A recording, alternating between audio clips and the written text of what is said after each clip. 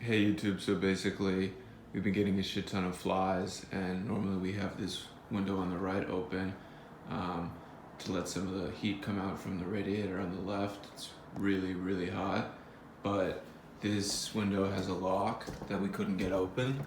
I couldn't get it open at least. There's a key for the other one, it didn't work for this, so there was no way to get the screen in because it was a really tight snap. I actually had to open up that metal grate door, push it really far back, make it balance against the ladder, which was, took a real long time. And then I had to sort of just slam the screen through and snap it in. Nearly fell off the trash can in the process. But I realized after I'd done it that I installed the screen backwards. So there's nothing to push on to put it down unless you get your nails in.